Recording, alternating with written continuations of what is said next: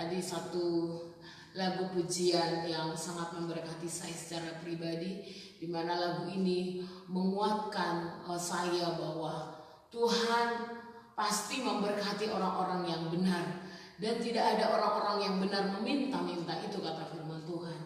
Pada kesempatan sore hari ini, Bapak Ibu yang dikasihi oleh Yesus Kristus, dimanapun saudara berada pada sore hari ini, mungkin sedang di rumah, sedang beristirahat, atau seperti kami sekarang ini JKL Bibor sedang dalam hari Sabtu itu sebelum besok untuk melayani, mengadakan doa dan puasa. Nah, sebentar lagi kami akan doa puasa bersama. Dan dimanapun saudara berada, saya percaya kita semua dalam berkat Tuhan yang luar biasa. Kami dari Banda Aceh ingin membagikan sharing firman Tuhan dengan satu tema pada sore hari ini, di mana dengan tema yang mengatakan bahwa mengalami pertolongan Tuhan. Nah, saudara pun dikasih oleh Tuhan Yesus pada Ibrani pasal yang 13 pada ayat yang kelima dikatakan, Ibrani 13 ayat yang kelima dikatakan dan yang keenam, janganlah kamu menjadi hamba uang dan cukupkanlah dirimu dengan apa yang ada padamu, karena Allah telah berfirman, aku sekali-kali tidak membiarkan engkau dan aku sekali-kali tidak akan meninggalkan engkau. Sebab itu dengan yakin kita dapat berkata, Tuhan adalah penolongku, aku tidak akan takut. Apakah yang dapat dilakukan manusia terhadap aku? Nah, saudara dikasih oleh Tuhan, setiap kita pasti di masa-masa seperti ini, ketika bangsa kita atau bangsa-bangsa lain juga namanya mengalami pandemi virus corona atau virus COVID-19 ini, saudara dikasih oleh Tuhan, sehingga hal ini bisa juga berdampak kepada kehidupan ekonomi kita, karena ada yang karyawan dirumahkan, ada yang di PHK, bahkan juga mungkin ada usaha mengalami penurunan dalam pemasukan atau omset. Nah, atau mungkin juga yang membuka usaha-usaha kecil juga mungkin berdampak sehingga tidak menghasilkan uang, saudara dikasih oleh Tuhan. Tentu ini, saudara dikasih oleh Tuhan, akan mempengaruhi kehidupan kita. Karena apa? Uang. Ketika kita tidak bekerja, ketika tidak ada pemasukan, saudara dikasih oleh Tuhan, pasti ya saudara dikasih oleh Tuhan, mempengaruhi kehidupan ekonomi kita di dalam keluarga ataupun pribadi. Tetapi saudara dikasih oleh Tuhan, ketika hal ini terjadi, masing-masing orang punya tanggapan atau bagaimana respon gitu ya. Tentu hal ini bisa misalnya di dalam keluarga suami istri bisa jadi saudara dikasih oleh Tuhan, gara-gara uang gak ada bisa saling menyalahkan atau bisa berantem. Apalagi saudara dikasih oleh Tuhan punya baby ya, minta belikan minum susu, mau minum susu tapi nggak ada uang, saudara dikasih oleh Tuhan, atau juga untuk kebutuhan sehari-hari. Wah, ini masalah besar di dalam rumah tangga. Tetapi saudara dikasih oleh Tuhan, akankah anak-anak Tuhan seperti saya dan saudara dimanapun saudara berada hari-hari ini, ketika mengalami seperti ini, apakah saudara mengeluh?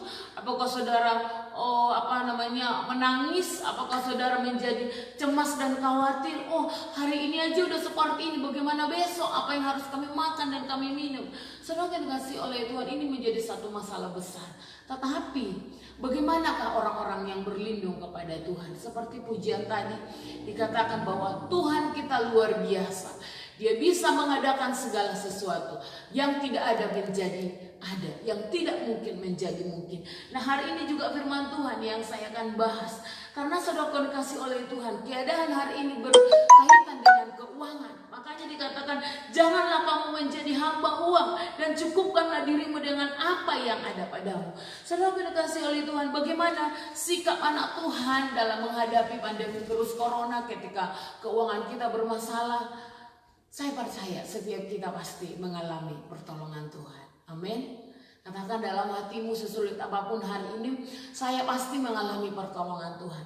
Nah, sebagai anak Tuhan, bagaimana supaya kita mengalami pertolongan Tuhan dalam masa-masa krisis ini, dalam masa-masa susah ini? Yang pertama, firman Tuhan bilang, janganlah kamu menjadi hamba uang. Apa ukurannya kita bisa menjadi dikatakan orang yang menjadi hamba uang. Yang pertama, kita bisa menjadi hamba uang. Yang pertama, ketika dalam sesuatu yang sangat sulit ini gitu ya, saudara yang dikasih oleh Tuhan, kita akhirnya apa? Kita tidak memberikan apa yang menjadi haknya Tuhan. Aku aja masih kurang. Mana mungkin saya bisa memberi? Gak mungkin saya bisa memberikan perpuluhan saya. Gak mungkin saya bisa memberi untuk Tuhan persembahan saya. Aku aja masih kurang. Makan aja besok gak ada. Saudara dikasih oleh Tuhan. Kalau engkau percaya janji Tuhan, kamu tidak dikuasai oleh uang. Pertama, utamakan Tuhan. Jadi yang pertama, jangan kita menjadi hamba uang. Yang pertama adalah ketika kita tetap mendulukan apa yang menjadi bagiannya Tuhan. Dan yang kedua, seseorang dikatakan bisa menjadi hamba uang ketika dia tidak jujur atau mencuri, tidak mengambil apa yang tidak menjadi bagiannya. Jadi saudara yang dikasih oleh Tuhan, ketika sampai saat ini saudara masih memiliki kebiasaan tidak jujur dengan uang terhadap suami atau istri, ataupun misalnya mau mengambil apa yang tidak menjadi hak milik kita, sebenarnya itu juga kita sama dengan hamba uang, saudara kasih oleh Tuhan. Dan yang ketiga ya, supaya kita jangan sampai menjadi hamba uang, jangan mengukur segala sesuatu dengan uang. Walaupun kita kekurangan, saudara dikasih oleh Tuhan, jangan misalnya ada orang minta tolong, ya nanti dapat apa gitu ya. Nanti ada ini enggak, ada uangnya enggak gitu. Saudara dikasih oleh Tuhan, jangan. Walaupun kita sekarang ini dalam keadaan susah, tapi jangan segala sesuatu diukur dengan uang. Tapi lakukan apa yang menjadi bagian kita, ya. Dan yang berikutnya, supaya kita tidak menjadi hamba uang, saudara dikasih oleh Tuhan, atau orang-orang yang bisa dikatakan dia menjadi hamba uang, ketika gini tidak ada uang, saudara dikasih oleh Tuhan, dia khawatir, dia cemas, ya kan, dia tidak suka cita, mukanya cemberut, dia marah-marah, ya kan, karena apa? Di kantongnya nggak ada uang. Saudara dikasih oleh Tuhan, orang dunia aja bisa berkata uang atau tidak uang, katanya mereka tetap tertawa, apalagi kita anak Tuhan. Kamu hari ini tidak ada uang atau sedang keadaan yang tidak baik keadaannya, tetaplah bersuka cita. Karena uang tidak menjadi segala-galanya dalam hidup kita, walaupun kita membutuhkan uang. Dan yang berikutnya, saudara kasih oleh Tuhan, bagaimana kita mengalami pertolongan Tuhan? Yang pertama tadi, jangan menjadi hamba uang. Dan yang kedua, belajar mencukupkan diri. Nah, saudara dikasih oleh Tuhan, bagaimana atau apa syaratnya atau apa tanda-tandanya seseorang itu dia boleh mencukupkan diri? Yang pertama, kelola keuangan kita dengan betul. Jadi tahu mana yang prioritas, apa yang menjadi utama ketika kita ada berkat, apa yang utama yang harus kita, kemana uang ini kita belanjakan. Itu yang pertama. Jadi mencukupkan diri yang pertama dengan cara satu, kelola keuangan kita dengan betul, dengan cara memprioritaskan apa yang harus kita prioritaskan. Yang kedua, beli apa yang menjadi kebutuhan kita, bukan apa yang kita inginkan. Jadi kalau misalnya kita ada uang nih, tinggal seberapa lagi, saudara kasih oleh Tuhan, jangan keinginan kita, keinginan saya mau beli ini, beli itu. Apa yang menjadi kebutuhan kamu? Kebutuhan kamu apa sekarang? Misalnya untuk bayar kontrakan, atau bayar uang sekolah atau cicilan, itu yang kita prioritaskan. Dan yang ketiga, beli apa yang menjadi semampu kita, jangan suka berhutang. Ada orang gaya hidupnya, yang penting kelewatan, tapi semuanya hutang menghutang. Anak Tuhan gak boleh begitu, saudara dikasih oleh Tuhan. Yang belajar untuk mencukupkan diri, tidak suka berhutang sana sini, tetapi apa? Beli dengan apa yang semampu kita, jangan suka berhutang. Dan yang keempat, saudara dikasih oleh Tuhan, dari mana tanda-tandanya seseorang itu bisa mencukupkan diri?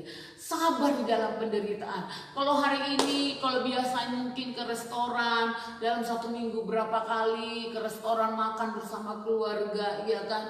Tapi kalau hari ini nggak bisa dengan apa yang ada di rumah, dengan telur, dengan tempe, dengan ikan. Kalau apa yang ada, belajar bersabar, belajar bersukacita, belajar untuk apa? Sabar dalam penderitaan. Jangan nggak kuat dengan segala sesuatu yang nggak enak dalam hidup ini. Sabar. Karena kita percaya semuanya bisa akan cepat selesai dan berakhir. Nah, saudara dikasih oleh Tuhan, yang ketiga ya, bagaimana kita supaya mengalami pertolongan Tuhan.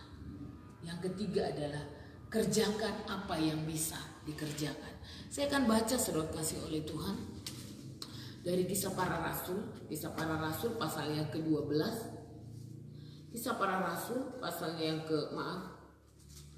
ke-20 dikatakan di sana ya. Pasal yang ke-20 ayat yang 34 dikatakan, kamu sendiri tahu, ini kata Paulus, bahwa dengan tanganku sendiri aku telah bekerja untuk memenuhi keperluanku dan keperluan kawan-kawan seperjalananku. Saudara tahu Paulus adalah seorang rasul. Tapi selain dia sebagai seorang rasul, dia juga bekerja supaya kebutuhannya terpenuhi. Bahkan bukan hanya dia, tetapi juga kawan-kawan sekerjanya dia. Artinya apa, saudara kasih oleh Tuhan? Bagaimana kita supaya mengalami pertolongan Tuhan? Tetaplah bekerja. Apa yang bisa kamu kerjakan hari ini, kerjakan dengan tangan kamu. Mungkin sedang di PHK dari kantor, sedang dirumahkan. Bekerja dengan cara apa? Apa yang bisa dikerjakan? Jangan berdiam diri, jangan tidur, jangan hanya nonton, jangan hanya baring, hanya lihat handphone. Tetapi kerjakan apa yang bisa kamu kerjakan. Karena dari mana kita bekerja, disitulah tangan Tuhan untuk memberkati kita. Jadi Paulus aja sebagai seorang rasul, selain dia melayani Tuhan, dia juga bekerja. Saudara dikasih oleh Tuhan, walaupun mungkin di antara kita sedang tidak bekerja karena dirumahkan oleh perusahaan atau macam-macam, atau karena PHK atau karena situasi, tetapi bukan berarti kita tidak bisa bekerja. Maka tangan kita harus bisa melihat apa yang bisa kita kerjakan. Karena kalau kita bisa bekerja, pasti ada berkat Tuhan. Dari kita bekerja, maka Tuhan bekerja untuk mencukupkan apa yang kita butuhkan. Sehingga ketika kita bekerja, Tuhan berkati. Dari situ, makanya anak-anak Tuhan tidak akan meminta-minta. Karena mereka bekerja, mereka berdoa, mereka meminta pertolongan Tuhan. Saudara dikasih oleh Tuhan, bagaimana kita mengalami pertolongan Tuhan? Yang pertama tadi, jangan kita menjadi hamba uang. Yang kedua, belajar mencukupkan diri. Yang ketiga, kerjakan apa yang bisa dikerjakan. Dan yang keempat, yang terakhir, yang paling utama, saudara dikasih oleh Tuhan, ingat pertolongan Tuhan. Ingat pertolongan Tuhan, bahwa Tuhan tidak akan pernah melupakan orang-orang yang percaya kepadanya.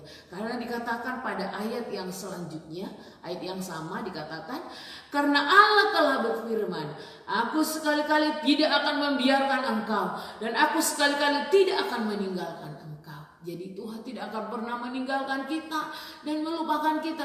Dia selalu ada pada kita dalam kekurangan. Pasti Tuhan berkati. Yang penting kita berdoa, kita bekerja, kita jangan menjadi hamba uang.